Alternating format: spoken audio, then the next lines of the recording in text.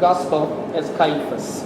Because Katros is mentioned in the Talmud, is one of the priestly families that were deposed from the position of the high priest because of the bad behavior.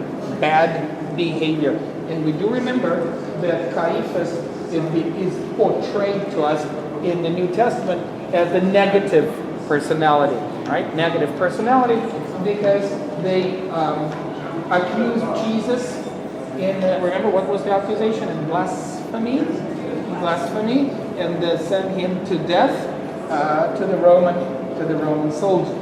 So what you can think for a moment, if that was the house of Caiaphas, so Jesus would have been brought here from Gethsemane. Remember Gethsemane, where we were? And remember the time of the day it was? Late in the evening. It was late in the evening at night. It was at night.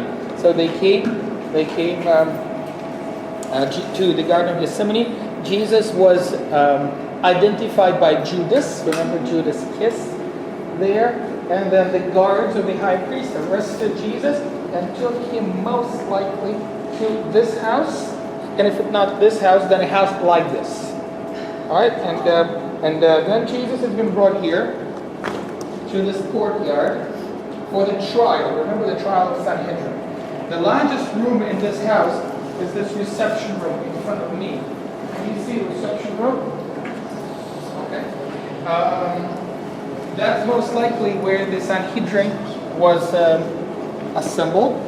Sanhedrin is a Greek word for the council. And while the council was assembled, Jesus was kept in confinement. And we know from the Jewish tradition that we will keep the prisoners in a place that would be a former cistern. In other words, a water cistern that the water has been used and there is no more water. And that's what you see. That's what is sitting in one of them. There's another one here. There's another one there.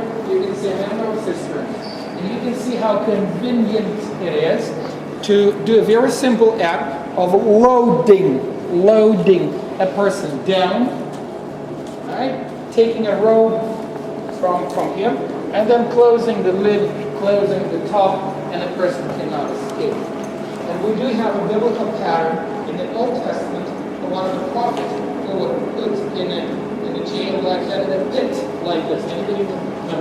Jeremiah. Indeed, Jeremiah. But he's been bound. As he was criticizing the king, he was trying to convince King Zedekiah, the king of Judah in those days, not to go against a big dog in the neighborhood. And who was a big dog in the neighborhood? The Assyrians. No? This time, let's see. Babylonians. Nebuchadnezzar. I don't want you to forget his name in history. That's Babylonians. And he would say, well, don't fight. Make a treaty. Make some kind of concession with the Babylonian king. He will destroy you. He will crush you. But he would not listen, the king, and put Jeremiah into a cistern. And so we think it will do something similar to Jesus, to Jewish practice, and they would put the person in the cistern. Meanwhile, the Sanhedrin was assembled in this room, in this conference room, and those are not Roman soldiers, folks, so you can relax. Those Jewish soldiers, they are on the outside. They have American weapons, so you guys don't worry about it. That's our effort. Okay. And because otherwise you'll think they are the Roman soldiers, they're the rest of Jesus. God forbid. No, they're not part of our drama. No. Now, we don't know how many people were involved in the Sanhedrin. We don't know exactly.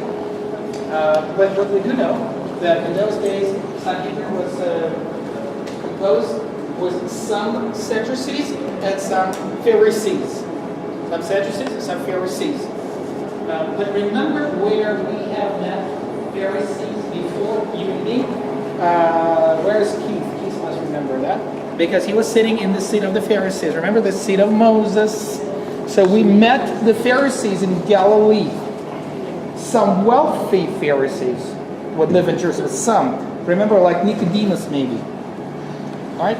But most of the Pharisees live outside Jerusalem. Who would live in Jerusalem? The Sadducees. So let me give you a hint on who were the Sadducees. It's a political party. It's political / religious party that would represent the Jewish temple aristocracy. Remember we said that who can serve in the temple? That's the priests and the Levites from one tribe. Remember the tribe of Levite? And those folks had a monopoly on serving in the temple. Remember who can become a Pharisee? Anybody. Anybody can become a Pharisee. But not anybody can become a priest. Right? You have to be born in the Levitical family. And so the word Sadducee has nothing to be said, you see, but it has something to do with the name Zedek or Tzadok, high priest in the days of David, Tzadok, and they were supposed to be Tzadukim, but since English has no tz sound, the difficulty there, so it's Sadducee, but it's supposed to be Tzadukim. And what is interesting concerning the high priest, remember the high priest was supposed to be the direct descendant of Aaron, the direct descendant of Aaron. And you know what? In the days of Jesus, there is no one who can claim to be the direct descendant of Aaron.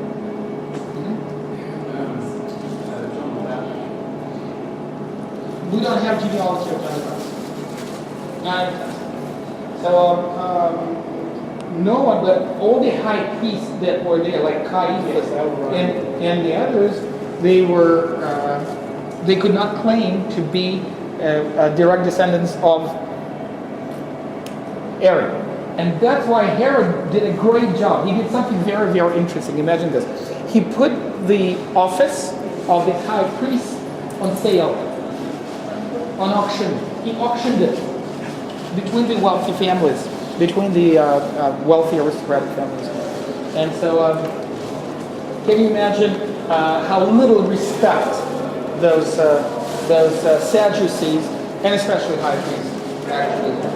And that's why they would also hate people like Jesus that would come and knock the money changers down. Okay? So Jesus is tried there by the Sanhedrin, which is composed mostly of the Sadducees. And then we have the two folks, remember Peter and John, that are coming here, they're coming to the courtyard. Remember it's dark, and they're looking maybe to where they could possibly keep Jesus, and maybe one of those cisterns, maybe here, maybe there. And then there is a servant girl. Remember what she said? Now wait a minute, we know you. We know that you are from the same crowd, from the north. And no, I'm not with them. You know, I have nothing to do with them. And that happens 3 times. And then remember the rooster crowed, right? So if you think about the betrayal of Peter, that happened probably right here in this very courtyard, because that's where things are going on. Jesus is in jail here in the cistern. Here's Sanhedrin, but it's been protected by the guards. There are servants. Can you see, friends, lots of auxiliary rooms around us? Those are storages of various kinds: wines, grain, food, water, oils, whatever. It's been stored. It's been stored here. All right. And so maybe we can conclude our drama with a question, which is kind of a provocative question you can ask yourself, or I can ask you as well. Who is responsible for killing Jesus? I am. See, for the long time, the church developed theology that it's the Jews that are responsible for killing Jesus, you see? But if you think, we talked about temptation today, for example, right? And we talked about the Gethsemane experience as well. So I think it was God's plan that it had to happen this way, that the Son of God, the Messiah, had to suffer a great deal, and even the death on the cross before his becoming on the right hand of the Father. But how tragic, how ironic it is that the Jews were accused for this. Not just the Jews that lived with Jesus or in his day, but also generations, all the way until today. Okay? And this anti-Semitism often rooted in the replacement theology of the church, or some church, that is trying to blame the Jews for that.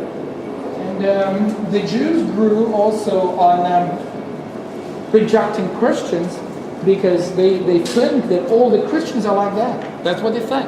All the Christians are hating Jews. Okay? So it's a very painful development from here. We'll see how that continues. But we can always see that it's actually our sins that were responsible for the fact that Jesus had to go and die for our sins. It's you and me. But it had to be the Jews to make all prophecies. Right. Right. And that's why we say sometimes, God, we know we're chosen people. Can't you choose somebody else once in a while? All right. So again, whether that was a house of Caiaphas or whether it was not, this is an excellent example of very wealthy, Jewish, aristocratic, priestly family that served in the temple, that can give us a great idea of Caiaphas and the people that were with him that really hated the guts of Jesus and people like